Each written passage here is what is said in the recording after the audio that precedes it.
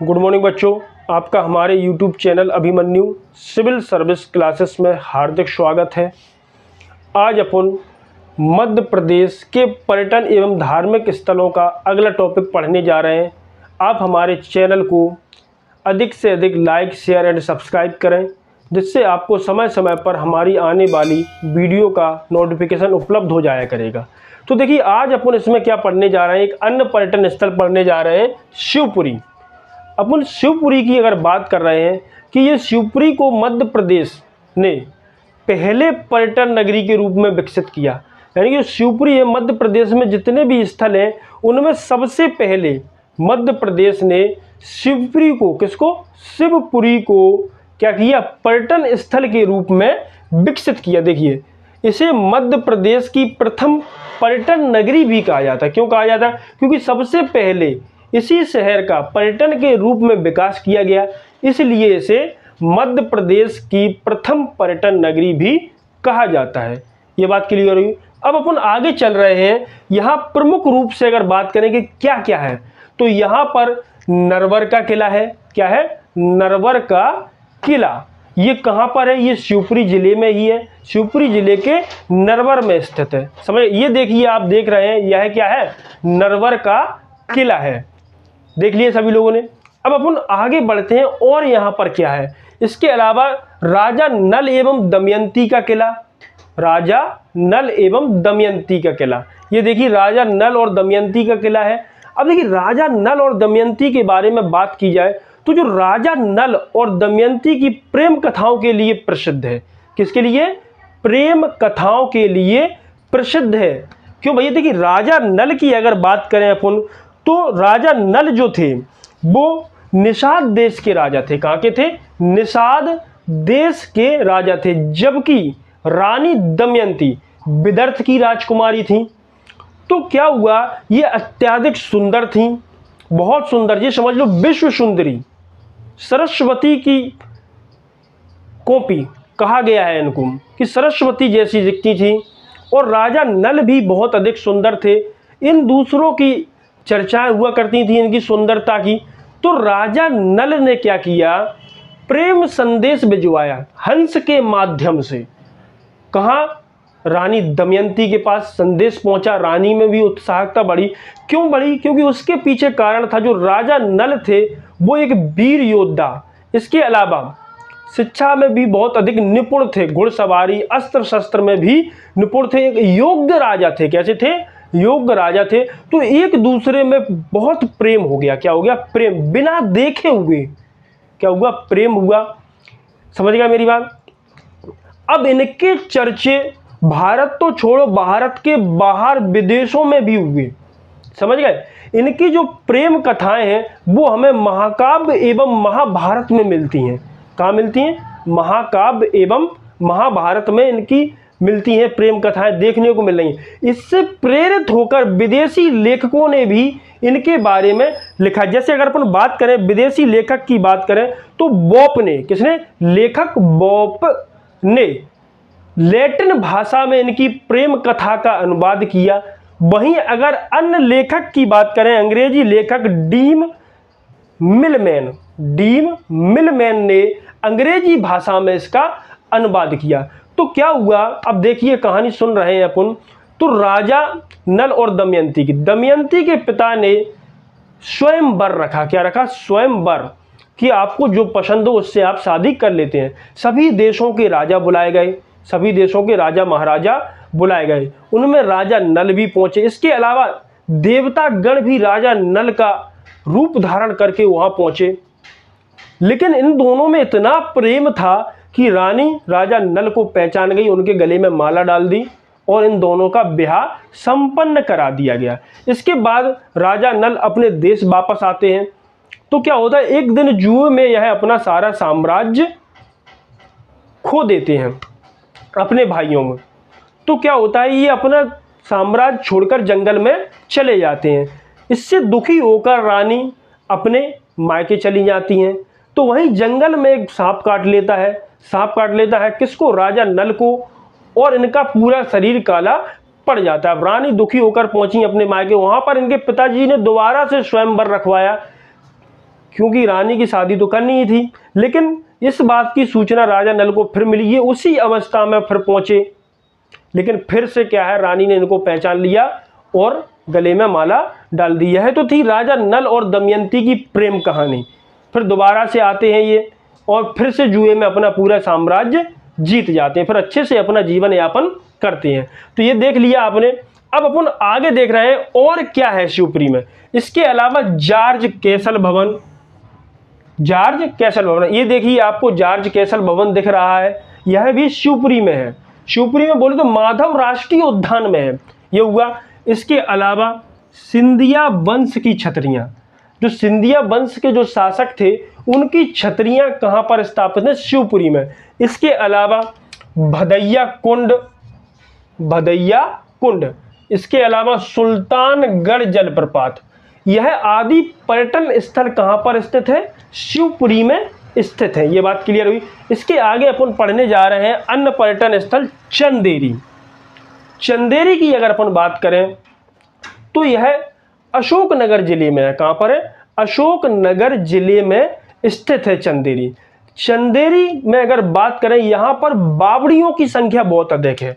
किसकी, देखिए कहां पर स्थित है, अशोकनगर में, और यहां पर बावड़ियों की संख्या बहुत अधिक है, इसलिए इसे बावड़ियों का शहर भी कहते हैं। क्या कहते हैं, बावड़ियों का शहर भी कहते हैं। अब क्या होती हैं ये बावड़ियां, ये बावड़ियां कुएं के समान होती हैं। कुएं क्या होते हैं, बंधे हुए होते हैं ईंटों से, लेकिन ये खुले हुए रहती हैं। इनसे क्या होता है, इनमें सीढ़ियां होती हैं अंदर जाने के लिए, और लोग, महिलाएं, पुरुष वगैरह इससे पानी भर सकती हैं। समझ गए, ये कैसी होती, खुली हुई होती हैं। तो यहाँ पर चंदेरी में बावड़ियों की संख्या बहुत अधिक है, इसलिए चंदेरी को अपन बावड़ियों का शहर भी कहते हैं। समझ गए, चंदेरी का अन्य नाम अपन कह सकते हैं बावड़ियों का शहर। अब देख रहे हैं अपन यहाँ पर कौन कौन से पर्यटन स्थल है चंदेरी में, तो देख लीजिएगा। यहाँ पर सबसे पहले देख रहे हैं अपन हवा महल। क्या है, हवा महल। ये देखिए आपको हवा महल दिख रहा है। ये हवा महल क्या था, किसी भी स्थिति में इसमें हवाएं आती रहती थी। क्या आती रहती, हवाएं जैसे भी थोड़ी बहुत भी चले, बढ़िया मस्त हवा लगती थी। आप कभी भी यहाँ जाएं देखें, हमेशा आपको यहाँ हवा उपलब्ध होती रहेगी। इसके अलावा अपन देख रहे हैं बादल महल। ये देखिए आपको बादल महल दिख रहा है। इसके अलावा नौखंडा महल। कौन सा, नौखंडा महल। ये देखिए आपको नौखंडा महल दिख रहा है। ये क्वेश्चन कई बार एग्जाम में पूछा गया है, मध्य प्रदेश से संबंधित एग्जामों में, कि नौखंडा महल कहां पर है, तो ये चंदेरी में स्थित है। कहां पर है, चंदेरी। ये दिख गया नौखंडा महल। इसके अलावा अपन देख रहे हैं यहाँ पर खूनी दरवाजा। क्या, खूनी दरवाजा। ये देखिए आपको खूनी दरवाजा दिख रहा है, दिख गया। अब आगे देख रहे हैं और क्या है यहाँ पर, तो देखिए ये जो चंदेरी है यह अपनी खास प्रकार की साड़ियों के लिए प्रसिद्ध है। यहाँ पर जो साड़ियाँ मिलती हैं उन्हें चंदेरी की साड़ियाँ कहा जाता है। ऐसी साड़ियाँ भारत में, क्या विश्व में कहीं भी नहीं बनाई जाती, क्योंकि यहाँ के व्यापारियों ने, लोगों ने इन साड़ियों का पेटेंट जारी करा रखा है, तो उसकी कॉपी कोई नहीं बना सकता है। ये बात क्लियर हुई। तो चंदेरी की साड़ियाँ भारत तो छोड़ो, विश्व में भी प्रसिद्ध हैं और बहुत महंगी आती हैं, 15,000 20,000 से स्टार्ट होती हैं। ये क्लियर हुई बात। तो देखिए यहाँ पर अपन ने चंदेरी पढ़ लिया। अब चंदेरी के बाद अपन नेक्स्ट पर्यटन स्थल देखने जा रहे हैं ओरछा। देखिए ओरछा की अगर बात करें, जो ओरछा शहर है, पहले तो यह मध्य प्रदेश के टीकमगढ़ जिले में स्थित था। कहां पर था, मध्य प्रदेश के टीकमगढ़ जिले में स्थित था। जैसे ही टीकमगढ़ से अलग करके 2018 में निमाड़ी को एक नया जिला बनाया गया, तो यह निमाड़ी में पहुंच गया। कहां पहुंच गया, निमाड़ी में। तो आज वर्तमान दृष्टि से अगर अपन देखें तो ओरछा किस जिले में है, निमाड़ी में है। कहां पर, निमाड़ी में। यह बेतवा नदी के किनारे स्थित है। तो देखिए अपन क्या लिखा है अपन ने, ओरछा यह निमाड़ी में बेतवा नदी के तट पर स्थित है। ये बात शुरू क्लियर हुई। कहां पर है, निमाड़ी में बेतवा नदी के तट पर स्थित है। अब बात कर रहे हैं इस शहर की स्थापना किसने की, तो ओरछा शहर की जो स्थापना थी वो बुंदेला शासक, कौन से, बुंदेला शासक रुद्र प्रताप ने की। किसने की, रुद्र प्रताप ने की। अब अपन देख रहे हैं यहाँ के प्रमुख स्थल क्या है, दर्शनीय स्थल एवं पर्यटन स्थल क्या है। तो देखिए यहाँ पर अगर सबसे पहले अपन बात कर रहे हैं तो जहांगीर महल, क्या जहांगीर महल, ये देखिए आपको जहांगीर महल दिख रहा है, यह भी ओरछा में ही स्थित है। समझ में आई बात। इसके अलावा देख रहे हैं अपन और क्या है यहाँ पर, तो इसके अलावा अपन देख रहे हैं राजमहल, क्या राजमहल, ये देखिए आपको राजमहल दिख रहा है, क्लियर हुआ, दिख गया, अच्छे से देखिए गौर से। अब अपन आगे देख रहे हैं कि और क्या है यहाँ पर चतुर्भुज मंदिर, चतुर्भुज मंदिर, ये देखो चतुर्भुज मंदिर, क्या है ये चतुर्भुज मंदिर, कहां पर है ये, ओरछा में ही स्थित है। इसके अलावा रामलला हरदौल का मंदिर, यानी अपन कहें रामलला का मंदिर, ये बोले तो हरदौल का मंदिर भी ओरछा में ही स्थित है। ये देखो आपको दिख रहा है हरदौल का मंदिर या फिर रामलला का मंदिर, ये बात क्लियर हुई। ये देखिए अपन ने 3 मध्य प्रदेश के पर्यटन स्थल यहाँ पर अपन ने पढ़ लिए। इसके आगे अपन पढ़ रहे हैं, नेक्स्ट अपन पढ़ने वाले हैं, देखिए तो इसके अलावा अपन पढ़ने जा रहे हैं अन्य पर्यटन स्थल उज्जैन। क्या पढ़ने जा रहे हैं, उज्जैन। अब देखिए उज्जैन की अगर बात कर रहे हैं तो ये उज्जैन शहर जो है वह अपना क्षिप्रा नदी के किनारे है। किस नदी के किनारे, क्षिप्रा नदी के किनारे स्थित है, ये बात क्लियर हुई। इसके आगे अपन देख रहे हैं इस उज्जैन को मंदिरों व मेलों का शहर भी कहा जाता है, क्योंकि संपूर्ण मध्य प्रदेश में सबसे ज़्यादा मंदिर कहाँ पर है, उज्जैन में, एवं सबसे ज़्यादा मेलों का आयोजन भी उज्जैन में ही किया जाता है। इसलिए इस उज्जैन को मंदिरों व मेलों का शहर भी कहा जाता है, ये बात क्लियर हुई। आगे देख रहे हैं इसी उज्जैन में, कहाँ पर, इसी उज्जैन में दक्षिण मुखी महाकालेश्वर ज्योतिर्लिंग स्थित है। कौन सा, एकमात्र दक्षिण मुखी, कौन सा, दक्षिण मुखी महाकालेश्वर ज्योतिर्लिंग स्थित है। कहां पर, उज्जैन में। पूछा जाता है दक्षिण मुखी महाकालेश्वर ज्योतिर्लिंग कहां पर स्थित है, उज्जैन में स्थित है, ये बात क्लियर हुई। अब बात कर रहे हैं यहीं पर, यानी उज्जैन में ही प्रत्येक 12 वर्ष के अंतराल में, यानी कि प्रत्येक 12 वर्ष बाद सिंहस्थ या कुंभ के मेले का आयोजन किया जाता है। किसका किया जाता है, सिंहस्थ या कुंभ मेले का आयोजन कहां पर किया जाता है, उज्जैन में किया जाता है। अब बात कर रहे हैं कि जो कुंभ का मेला है वो भारत में 4 स्थानों पर लगता है। कहां पर लगता है, भारत के 4 स्थानों पर कुंभ के मेले का आयोजन किया जाता है। वो 4 कौन कौन से हैं, तो सुनिए। सबसे पहला उज्जैन से ही चलते हैं, उज्जैन।